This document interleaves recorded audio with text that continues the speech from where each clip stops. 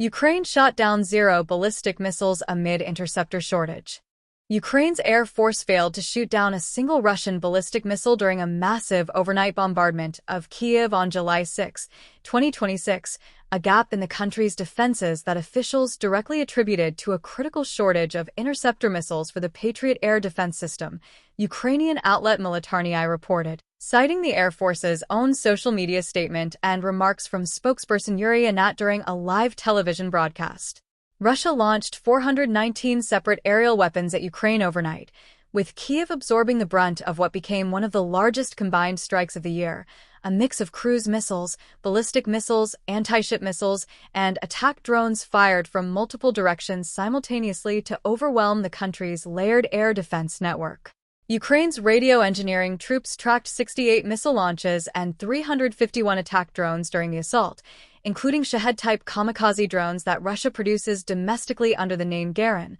along with Gerbera and Italma's variants and decoy drones known as Parodia that carry no warhead but are designed to exhaust Ukrainian air defense resources by mimicking real threats on radar. Russian forces launched the barrage from Bryansk, Kursk, Oryol, and Volodya regions inside Russia, from the Black Sea port city of Novorossiysk, and from occupied territory in Ukraine's Donetsk region, a geographically dispersed launch pattern that forced Ukrainian air defense crews to track incoming threats approaching from nearly every direction at once. The missile portion of the attack included 6 3M-22 Zircon or Oniks anti-ship missiles, weapons originally designed to sink warships at sea but increasingly used by Russia against land targets in Ukraine, alongside 23 Iskander-M ballistic missiles, 33 Kh-101 cruise missiles, and 6 Caliber cruise missiles. Ukrainian forces destroyed 30, one of the 33 Kh-101 missiles, and all 6 Caliber missiles,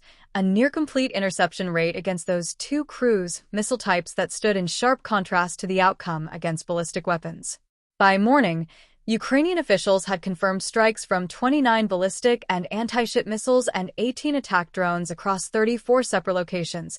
damage that reflects both the sheer volume of the attack and the specific gap in ballistic missile defense that officials acknowledged publicly rather than downplaying. Anat confirmed that an acute shortage of specialized interceptor missiles for the Patriot system directly affected Ukraine's combat performance during the attack, telling viewers that Russian military commanders are deliberately exploiting this shortage by leaning heavily on ballistic weapons precisely because intercepting a ballistic missile is a considerably harder technical problem than shooting down a cruise missile or a drone. A ballistic missile follows a steep, high-speed trajectory that gives ground-based defenses only a narrow window to calculate an intercept solution, and the Patriot system remains one of the only Western-supplied platforms in Ukraine's arsenal capable of reliably engaging that category of threat at all, making any disruption to its interceptor supply immediately visible in nights like this one. Anat added that the interceptor shortage is not unique to Ukraine but reflects a global supply constraint,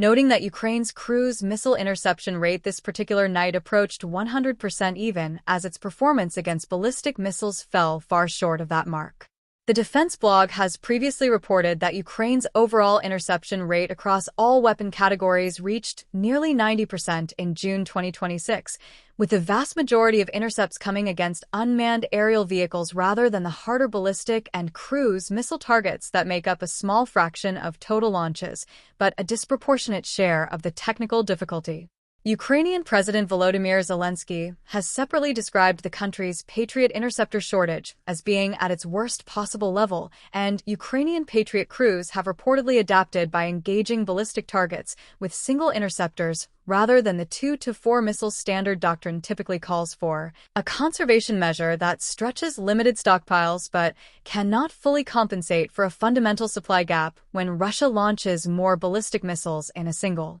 night than Ukraine has interceptors available to answer them. Defense Minister Mikhailo Fedorov responded to the shortage by confirming that Ukraine has signed and continues signing new contracts to purchase additional Patriot missiles, though he acknowledged that fulfillment of those contracts and direct deliveries will not begin until next year, an admission that leaves a substantial gap between when new orders are placed and when the missiles they produce actually reach Ukrainian batteries. Because of that timeline, Fedorov said Ukraine has appealed directly to international partners to urgently transfer interceptor missiles from their own existing stockpiles rather than waiting for new production,